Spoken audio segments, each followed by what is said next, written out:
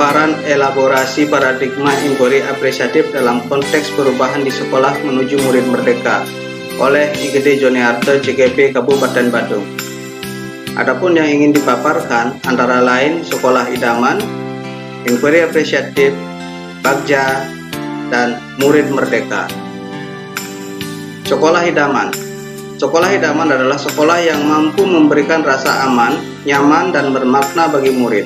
Untuk mewujudkan hal tersebut, maka diperlukan perubahan yang mendasar dan upaya yang konsisten. Menurut Evans, untuk memastikan bahwa perubahan yang terjadi secara mendasar dalam operasional sekolah, maka para pemimpin sekolah hendaknya mulai dengan memahami dan mendorong perubahan budaya sekolah. Walaupun sulit, reformasi budaya sekolah bukanlah hal yang tidak mungkin. Untuk melakukannya, diperlukan orang-orang yang bersedia melawan arus naif tentang inovasi dan terbuka terhadap kenyataan yang bersifat manusiawi. Lalu dengan apa kita melakukan perubahan? Perubahan dapat dilakukan dengan sebuah pendekatan yang disebut dengan inquiry apresiatif. Inquiry apresiatif adalah sebuah pendekatan kolaboratif dalam melakukan perubahan yang berbasis kekuatan. Dengan kata lain, inquiry apresiatif adalah sebuah pendekatan yang mentransformasikan kapasitas sistem manusia untuk perubahan yang positif dengan memfokuskan pada pengalaman pribadi yang positif sebagai sebuah kekuatan.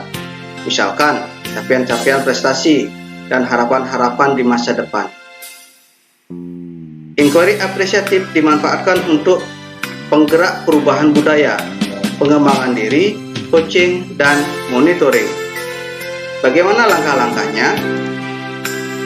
Langkah-langkah dalam inquiry apresiatif diberikan berupa sebuah akronim dengan bagja. Bagja sendiri berasal dari bahasa Sunda yang artinya bahagia.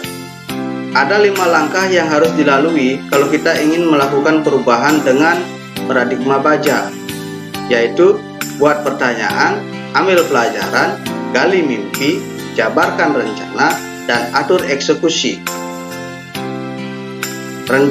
Perencanaan yang dibuat itu berdasarkan pada evaluasi diri sekolah. Kemudian kita akan mengambil strategi pemecahan masalah, menyusun rencana, melaksanakan rencana, kemudian tujuan akan tercapai. Untuk apa kita melakukan perubahan? Perubahan yang dilakukan di sekolah hanya dengan satu tujuan, yaitu mewujudkan murid merdeka. Bagaimana pemanfaatan inquiry apresiatif untuk mewujudkan murid merdeka?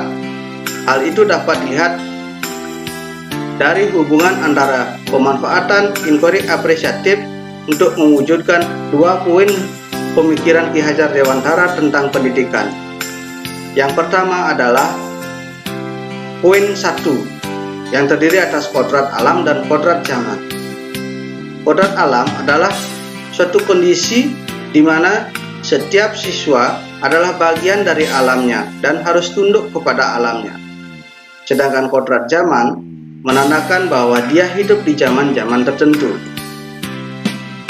Dengan melihat kodrat alam, ini berimplikasi bahwa setiap anak itu unik dan guru harus menyadari hal ini. Setiap anak yang unik itu adalah sebuah kekuatan untuk pengembangan pembelajaran berikutnya. Dari poin 2, anak-anak hidup dan tumbuh sesuai kodratnya sendiri. Kemudian pendidik hanya dapat merawat dan menuntun tumbuhnya kodrat itu. Dari pengalaman bahwa setiap anak itu unik, kita akan mendapatkan pelajaran, menggali mimpi, dan menjabarkan rencana, dan mengatur eksekusi untuk mewujudkan sebuah visi murid merdeka. Bagaimana caranya? Ada 3 hal yang harus dilakukan oleh seorang guru dalam pembelajaran, yaitu membuat perencanaan, melaksanakan pembelajaran, dan melakukan refleksi.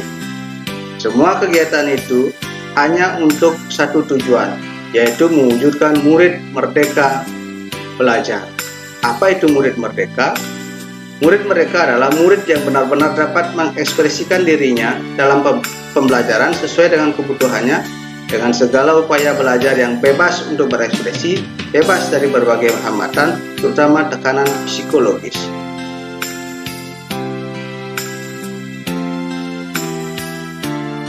Itulah pemaparan dari inquiry apresiatif untuk mewujudkan murid merdeka belajar.